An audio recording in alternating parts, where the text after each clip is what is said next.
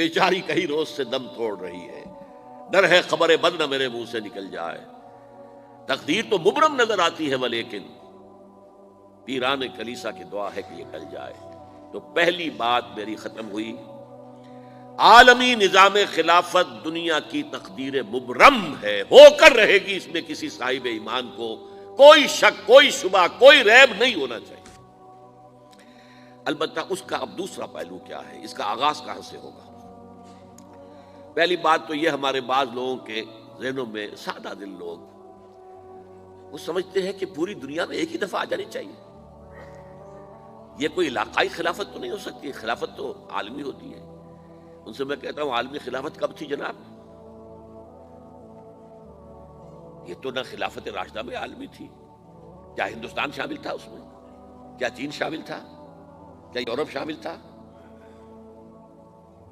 اور پھر جو خلافت کے نام سے جو ملوکیت چلی ہے وہ بھی صرف آپ دور بنو امیہ میں کہہ سکتے ہیں کہ وہ پورا عالم اسلام کم سے کم اس کے تحت تھا۔ بعد میں خلافت عباس، بنو عباس میں اور فاطمیین کی خلافت میں اور آل عثمان جو ہیں آٹومان ٹرکس کی خلافت میں ٹکڑے تھے، اس سے بکھرے تھے، کوئی مانتا تھا کوئی نہیں مانتا تھا۔ اور سب سے بڑی بات یہ، اگر ایک دم پوری دنیا پر خلافت قائم ہو سکتی تو حضور کے دست مبارک سے ہوتی، لیکن نہیں ہوئی۔ نتیجہ کیا نکلا؟ ایک ملک میں حضور نے قائم کر دی، جزیرہ نما عرب، یہاں خلافت قائم ہو گئی، حضور خلیفہ ہے۔ اس کے بعد آپ کے خلفائے راشدین نے پھر اس کو وسعت دی، شرقاً غرباً شمالاً۔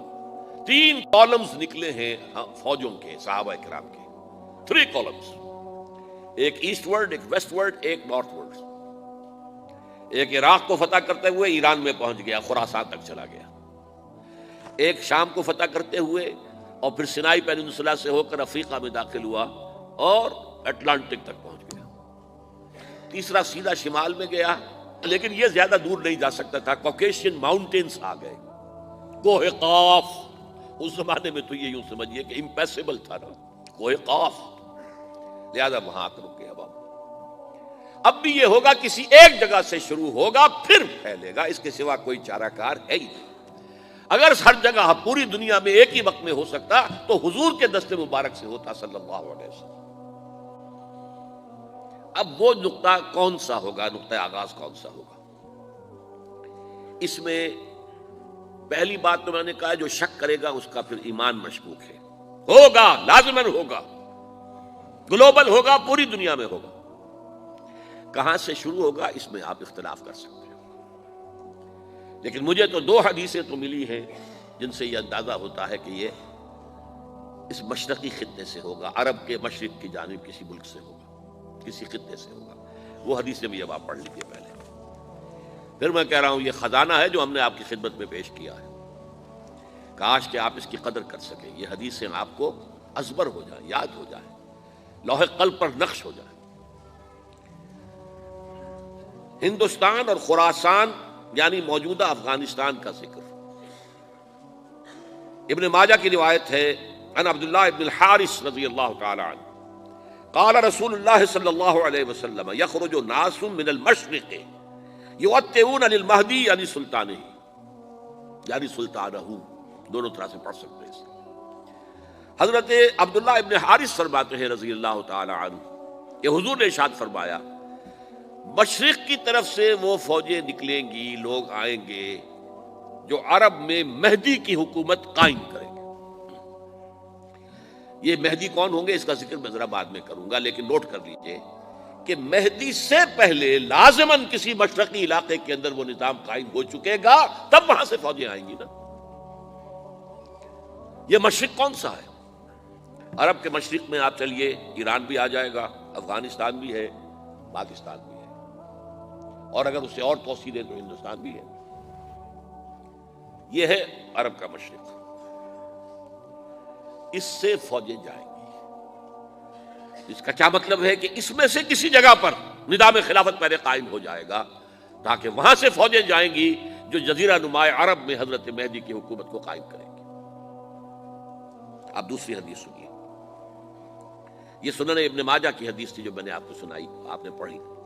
دوسری، عن ابی ہریرہ رضی اللہ تعالی عنہ یہ ترمذی شریف کی روایت ہے. قال قال رسول اللہ صلی اللہ علیہ وسلم یخرج من خراسان رایات سود لا يردها شیء حتی تنصب بإیلیا.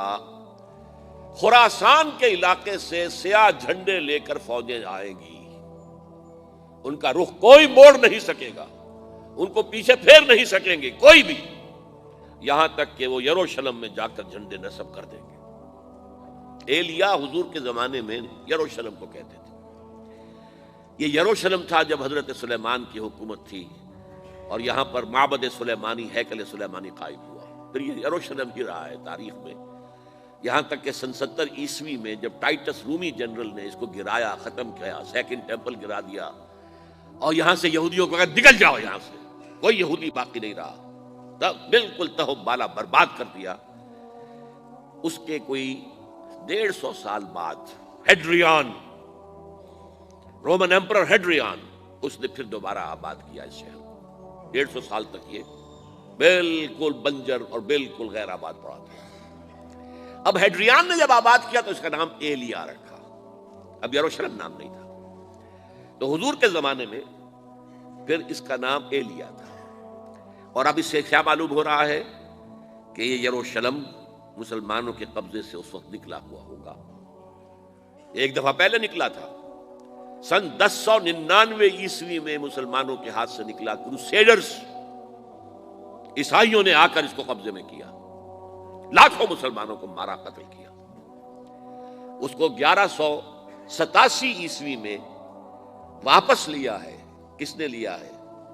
صلاح الدین ایوبی. کرد عرب کھوکھلے ہو چکے تھے، عربوں نے کھویا، واپس نہیں لے سکے. بہت حکومت کر چکے تھے، 400-500 برس کی حکومت کر کے، اور ان کے عیش اور ان کے آرام، اب ان میں جان نہیں تھی کہ وہ واپس لے سکے. واپس لینے والا گرم کرد خون تھا، صلاح الدین ایوبی. تو گویا کہ اب آپ سمجھئے کہ 88 برس تک عیسائیوں کا قبضہ رہا یروشلم پر. اب 1967 میں یہودیوں نے قبضہ کیا ہے، اور اب 38 برس تو ہو گئے، 88 نہیں تو 38 برس تو ہو گئے.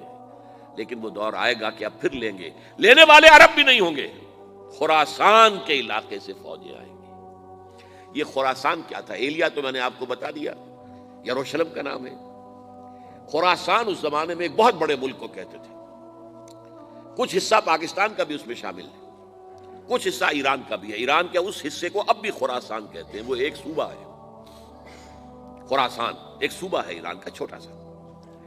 پاکستان میں خاص طور پر یہ جو علاقہ مالاکنڈ ایجنسی کہلاتی ہے، اس سے اوپر جتنا علاقہ ہے، اور یہ جو واخان کی ایک پٹی آتی ہے اوپر، واخان افغانستان کی ایک پٹی سی دم سی چلی آتی ہے جو جا کر چائنا کی سرحد سے مل جاتی ہے، یہاں سے لے کے یہاں تک یہ جو مالاکنڈ کا وہ درہ ہے اور پہاڑ ہے، یہ بھی خراسان کا حصہ ہے. باقی تقریباً 2/3 آف افغانستان، ساؤدرن حصہ نہیں ہے خراسان کا حصہ، یہ سیستان کہلاتا تھا، یہ خراسان نہیں ہے. لیکن یہ کہ اوپر کا 2/3 آف افغانستان، اور اس کے ساتھ یہ جو عرب، جو اب یہ ترک ممالک آزاد ہوئے ہیں سوویت یونین کی ڈسولوشن کے ساتھ، یہ سارا علاقہ کہلاتا ہے خراسان.